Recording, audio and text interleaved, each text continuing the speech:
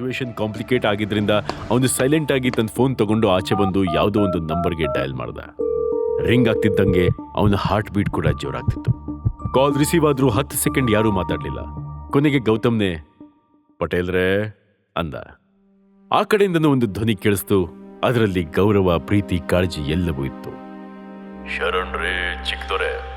ಆ ಮಾತು ಕೇಳಿ ಗೌತಮ್ ಒಂದು ಕ್ಷಣ ಮೌನವಾದ. ಗೌತಮ್ ಯಾರಿಗೆ ಕಾಲ್ ಮಾಡ್ತಿದ್ದ? ಗೌತಮ್ ಅನ್ವಿತಾ ಮತ್ತೆ ಅವಳ ಫ್ಯಾಮಿಲಿನ ಈ ಪ್ರಾಬ್ಲಮ್ ಇಂದ ಹೇಗೆ ಆಚೆ ತರ್ತಾನೆ? ಕಬೀರ್ ಅನ್ವಿತಾಗೆ ಹೆಲ್ಪ್ ಮಾಡ್ತಾನ? ಈ ಎಲ್ಲಾ ಪ್ರಶ್ನೆಗಳ ಉತ್ತರಕ್ಕಾಗಿ ಕೇಳ್ತಾ ಇರಿ ರಾಯಲ್ ವಾರಸ್ದಾರ ನಿಮ್ಮ ಪಾಕೆಟ್ FM ನಲ್ಲಿ ಮಾತ್ರ.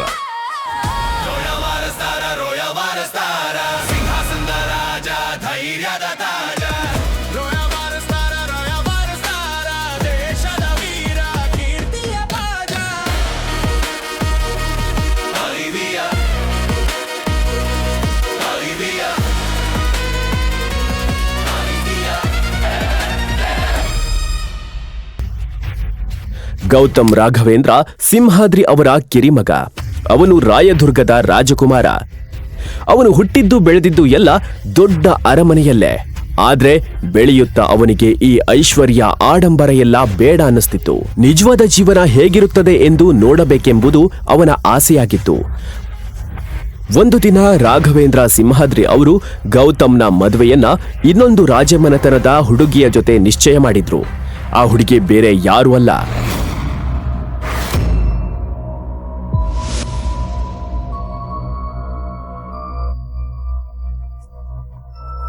ಗೌತಮ್ನ ಬಾಲ್ಯ ಸ್ನೇಹಿತ ದೀಪಕ್ ಧರ್ಮರಾಜ್ ಅರಸ್.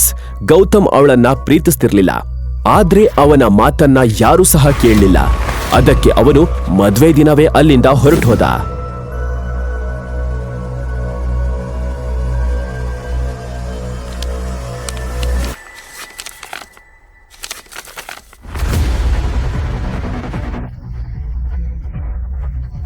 ಇಂದಿಗೂ ಸಹ ಆ ಮಂಟಪ ಅದೇ ರೀತಿ ಅಲಂಕರಿಸಲಾಗಿತ್ತು. ಚಿಕ್ಕ ಯಜಮಾನ್ರೆ ನೀವಾ? ನೀವಿಲ್ದೇನೆ ಅರಮನೆ ತುಂಬಾ ಬಿಕೋ ಅನಿಸ್ತಾ ಇದೆ. ನೀವಾದಷ್ಟು ಬೇಗ ಬನ್ನಿ. ಮತ್ತೆ ಪಟೇಲ್ ಅವರೇ, ನಾನು ದೊಡ್ಡ ಸಂಕಷ್ಟದಲ್ಲಿದ್ದೀನಿ. ನನಗೆ ನಿಮ್ ಸಹಾಯ ಬೇಕು. ನೀವು ಯಾವ ಕಷ್ಟದಲ್ಲಿದ್ದೀರಾ ಅಂತ ನನಗೆ ಚೆನ್ನಾಗಿ ಗೊತ್ತಿದೆ. ಈ ಕ್ಷಣ ನೀವು ಎಲ್ಲಿದ್ದೀರಾ ಅಂತ ಸಹ ನನಗೆ ಗೊತ್ತಿದೆ. ನೀವು ಯಾವ ಕುಟುಂಬದ ಮನೆ ಅಳಿಯನಾಗಿ ವಾಸ ಮಾಡ್ತಾ ಇದ್ದೀರೋ, ಯಾರ ಜೊತೆ ನಿಮ್ ಮದುವೆ ಆಗಿದೆ, ನಿಮ್ಮ ಅತ್ತೆ ಮಾವ ಎಲ್ಲರ ಬಗ್ಗೆ ಕೂಡ ನನಗೆ ಚೆನ್ನಾಗಿ ಗೊತ್ತಿದೆ. ಕಳೆದ 4 ವರ್ಷಗಳಿಂದ ಗೌತಮ್ ತನ್ನ ಕುಟುಂಬದಿಂದ ಮತ್ತು ರಾಯದುರ್ಗದಿಂದ ದೂರ ಓಡುತ್ತಿದ್ದ. ಆದ್ರೆ ಅವನ ತಂದೆ ಪ್ರತಿಯೊಂದು ಹೆಜ್ಜೆಯನ್ನು ಗಮನಿಸ್ತಾ ಇದ್ರು. ಸರಿ, ನನಗೆ ತಕ್ಷಣ 30 ಲಕ್ಷ ಬೇಕು, ಸಾಧ್ಯವಾದಷ್ಟು ಬೇಗ. ನೀವು ಇದನ್ನೆಲ್ಲ ಯಾಕೆ ಮಾಡ್ತಾ ಇದ್ದೀರಾ? ನೀವೊಬ್ಬ ರಾಜ್ಕುಮಾರ, ಆದ್ರೂ ಇನ್ನೊಬ್ರು ಮನೆಯಲ್ಲಿ ಪಾತ್ರೆ ತೊಳಿತಾ ಇದ್ದೀರಾ, ಮನೆ ಕಾರ್ ಸ್ವಚ್ಛ ಮಾಡ್ತಾ ಇದ್ದೀರಾ. ಅರಮನೆ ಬಿಟ್ಟು ಪಟೇಲ್ ಅವರೇ, ಈ ವಿಷಯದ ಬಗ್ಗೆ ಮಾತಾಡಕ್ ನಂಗೆ ಇಷ್ಟ ಇಲ್ಲ. ನಂದು ಒಂದೇ ಪ್ರಶ್ನೆ, ನೀವು ನನಗೆ ಸಹಾಯ ಮಾಡ್ತೀರಾ ಇಲ್ವಾ? ಚಿಕ್ಕ ಯಜಮಾನ್ರೆ, ನಾವು ನಿಮ್ಗೆ 30 ಲಕ್ಷ ಕೊಡ್ತೀವಿ. ಆದ್ರೆ ದೊಡ್ಡ ಯಜಮಾನ್ರ ಒಂದೇ ಒಂದು ಷರತ್ತಿದೆ. ಅದೇನ್ ಷರತ್ತು? ನೀವು ದೀಪಿಕಾಳನ್ನ ಮದ್ವೆ ಆಗ್ಬೇಕು. ಪಟೇಲ್ ಅವರೇ, ನನಗೆ ಈಗಾಗ್ಲೇ ಮದ್ವೆ ಆಗಿದೆ. ಹೀಗಿರುವಾಗ ನಾನು ಹೇಗೆ ಇನ್ನೊಂದು ಮದ್ವೆ ಆಗ್ಲಿ? ಇದು ಪಾಸಿಬಲ್ ಅಲ್ಲ. ದೊಡ್ಡ ಯಜಮಾನ್ರ ಪ್ರಕಾರ ನೀವಾಗಿರೋದು ಮದ್ವೆನೇ ಅಲ್ಲ. ನೀವು ಅರಮನೆ ತೊರೆದ ನಂತರ ಇಲ್ಲಿ ಅನೇಕ ಪ್ರಶ್ನೆಗಳು ಎದ್ದಿವೆ. ಈ ಪಾಟೀಲ್ ತನ್ನ ಯಜಮಾನ್ರ ಮಾತನ್ನ ಮೀರೋದಿಲ್ಲ.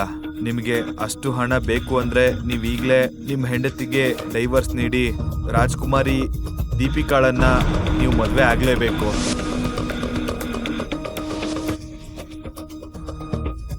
ಪಾಟೀಲ್ ಅವರಿಗೆ ಇಲ್ಲ ಅನ್ನುವ ಮೊದಲು ಗೌತಮ್ಗೆ ಅನ್ವಿತಾಳ ಚಿಂತೆಯಾಯಿತು. ಅವಳು ತನ್ನ ಜೀವನವನ್ನ ಪಣಕ್ಕಿಟ್ಟು ಆ ಕಬೀರ್ನ ಬಳಿ ಸಹಾಯ ಕೇಳಬೇಕಾಗಿತ್ತು. ಸರಿ ಪಟೇಲ್ ಅವರೇ, ನನಗೊಪ್ಪಿಗೆ ಇದೆ. ನನಗೆ 1 ವರ್ಷದ ಸಮಯ ಬೇಕು. ನಾನು ಸ್ವತಃ ಅನ್ವಿತಾಗೆ ಡೈವರ್ಸ್ ಕೊಡ್ತೀನಿ. ನಿಮ್ ದೊಡ್ಡ ಯಜಮಾನ್ರು ಯಾರ ಜೊತೆ ನಿಶ್ಚಯ ಮಾಡ್ತಾರೋ ಅವ್ರ ಜೊತೆನೆ ಮದ್ವೆ ಆಗ್ತೀನಿ. 4 ವರ್ಷನೇ ಕಾದಿದ್ದೀವಿ, ಇನ್ನೂ 1 ವರ್ಷ ಯಾವ ಲೆಕ್ಕ?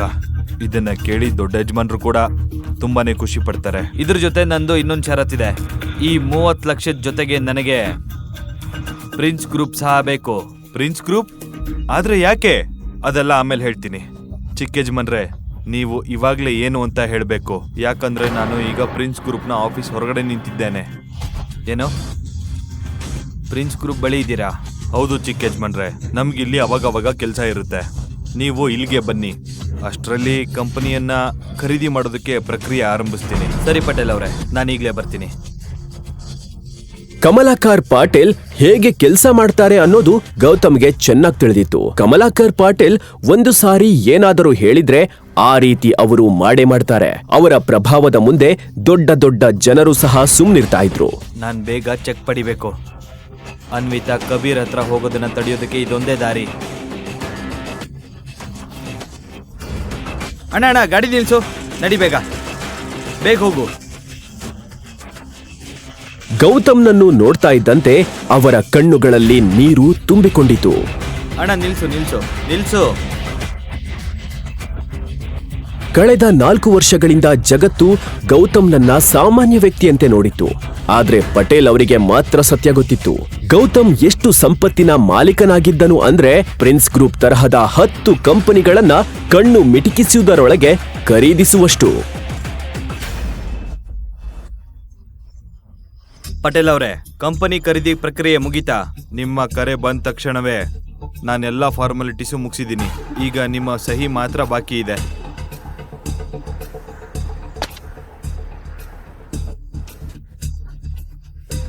ಗುಡ್. ನಿಮ್ಮಿಂದ ನನಗೆ ಇನ್ನೊಂದು ಕೆಲಸ ಆಗಬೇಕಿದೆ. ಈ ಕಂಪನಿಯ ಚೇರ್ಮನ್ ಶೇಖರ್ ಆನಂದ್, ಅವನ ಮಗ ಕಬೀರ್ ಆನಂದ್ ತುಂಬ ಹಾಳಾಗಿರೋ ಹುಡುಗ. ಈ ಕಂಪನಿಲಿ ಶೇಖರ್ ಆನಂದ್ ಹೇಳಿದ ಮಾತೇ ಅಲ್ವಾ ನಡೆಯೋದು? ಅದು ಸಂಪೂರ್ಣ ಸತ್ಯ. ಒಳ್ಳೇದಾಯ್ತು. ಈಗ ಅವ್ರಿಗೆ ವಿಶ್ರಾಂತಿ ಪಡೆಯೋ ಸಮಯ ಬಂತು. ಇವ್ರಿಗೆ ಬುದ್ಧಿ ಕಲಿಸ್ಬೇಕು. ಅಂದ್ರೆ ಈಗಲೇ ಶೇಖರ್ ಆನಂದ್ನ ಜೈಲಿಗೆ ಕಳಿಸೋ ವ್ಯವಸ್ಥೆ ಮಾಡಿ. ಈಗ ಈ ಕಂಪನಿ ಸಂಪೂರ್ಣ ಅಧಿಕಾರ ನಿಮ್ ಕೈಯಲ್ಲಿದೆ. ನಿಮಗೆ ಏನ್ ಬೇಕದನ್ನೇ ಮಾಡಿ. ಬೇಕಿದ್ರೆ ನೀವೇ ಚೇರ್ಮನ್ ಆಗಬಹುದು. ಬೇಡ ಪಟೇಲ್ ಅವರೇ, ನನಗೆ ಚೇರ್ಮನ್ ಪೋಸ್ಟ್ ಬೇಡ. ಈಗ ಹೇಳಿ, ಈ ಕಂಪನಿಯ ವೈಸ್ ಚೇರ್ಮನ್ ಯಾರು? ಭಾರ್ಗವ್ ಕುಲಕರ್ಣಿ. ಹಾಗಾದ್ರೆ ಭಾರ್ಗವ್ ಕುಲಕರ್ಣಿಗೆ ಕರೆ ಮಾಡಿ. ಇಂದಿನಿಂದ ಅವರು ಈ ಕಂಪನಿಯ ಹೊಸ ಚೇರ್ಮನ್ ಅಂತ. ಕಮಲಾಕರ್ ಪಾಟೀಲ್ ದಾರಿಯನ್ನು ಯಾರು ತಡೆಯುವ ಧೈರ್ಯ ಮಾಡ್ತಿರ್ಲಿಲ್ಲ. ಗೌತಮ್ನ ಕಣ್ಣಲ್ಲಿ ಒಂದು ವಿಭಿನ್ನ ಮಿಂಚು ಹೊಳಿತಾಯಿತು.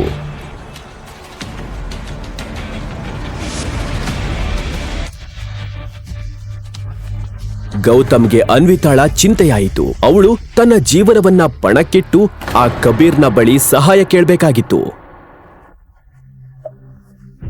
ಆಫೀಸ್ನಲ್ಲಿ ಗೌತಮ್ ಮತ್ತು ಪಾಟೀಲ್ ಒಳಗೆ ಹೋಗ್ತಾ ಇದ್ದಂತೆಯೇ 25 ವರ್ಷದ ಮಹಿಳೆ ಕ್ಯಾಬಿನ್ ಹೊರಗೆ ಅವರನ್ನ ನಿಲ್ಸಿದ್ಲು. ನೀವಿಬ್ರು ಒಳಗ್ ಹೇಗ್ ಬಂದ್ರಿ? ಅದು ಯಾರನ್ನು ಕೇಳ್ದೆ? ಅವಳು ಶೇಖರ್ ಆನಂದ್ನ ಪರ್ಸನಲ್ ಸೆಕ್ರೆಟರಿ ಶಾಲಿನಿ. ಪಾಟೀಲ್ ಯಾರು ಅಂತ ಅವಳು ಇಲ್ಲಿವರೆಗೂ ನೋಡಿರ್ಲಿಲ್ಲ. ನಾನು ಇಲ್ಲಿನ ಚೇರ್ಮನ್ ಮಿಸ್ಟರ್ ಭಾರ್ಗವ್ನ ಭೇಟಿಯಾಗೋದಕ್ಕೆ ಬಂದಿದ್ದೀನಿ. ಮಿಸ್ಟರ್ ಭಾರ್ಗವ್ ಕುಲಕರ್ಣಿ, ಈ ಕಂಪನಿಯ ವೈಸ್ ಚೇರ್ಮನ್. ಅಪಾಯಿಂಟ್ಮೆಂಟ್ ಇಲ್ದೆ ನಿಮ್ಮಂತ ಸೇಲ್ಸ್ ಮೆನ್ ಗಳನ್ನ ಅವ್ರು ಭೇಟಿ ಮಾಡಲ್ಲ. ಈಗ್ಲೇ ಇಲ್ಲಿಂದ ಹೊರಗೆ ಹೋಗಿ, ಇಲ್ದಿದ್ರೆ ಸೆಕ್ಯೂರಿಟಿ ಕರೆಸ್ತೀನಿ. ಸೆಕ್ಯೂರಿಟಿ. ಅಷ್ಟರಲ್ಲಿ ಗೌತಮ್ನ ಫೋನ್ ರಿಂಗ್ ಆಯ್ತು. ಅದು ಅನ್ವಿತಾ. ಕರೆ ಸ್ವೀಕರಿಸುವ ಮುನ್ನವೇ ಬ್ಯಾಟರಿ ಕಡಿಮೆಯಾಗಿ ಫೋನ್ ಆಫ್ ಆಯ್ತು. ನೀವು ಯಾರ ಜೊತೆ ಮಾತಾಡ್ತಾ ಇದ್ದೀರಾ ಅಂತ ನಿಮಗ್ ಗೊತ್ತಾ? ಪಟೇಲ್ ಅವರೇ, ನನಗೆ ತಡ ಆಗ್ತಾ ಇದೆ. ದಯವಿಟ್ಟು ಭಾರ್ಗವ್ಗೆ ಕರೆ ಮಾಡಿ. ಹಲೋ.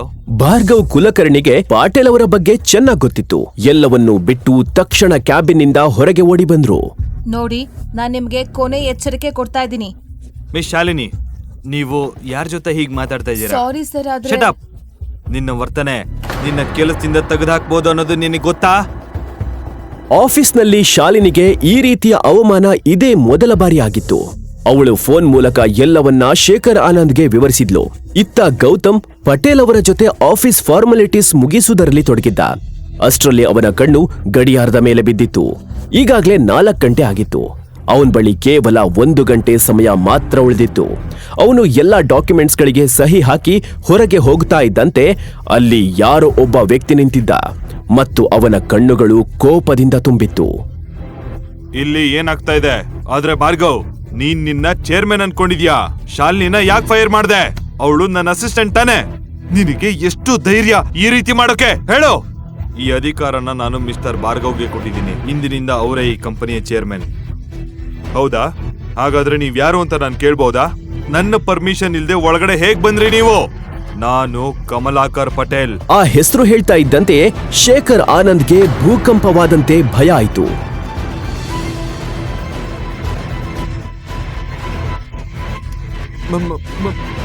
ಮಿಸ್ಟರ್ ಪಟೇಲ್, ನೀವು ಮೊದಲೇ ಹೇಳಬೇಕಿತ್ತು.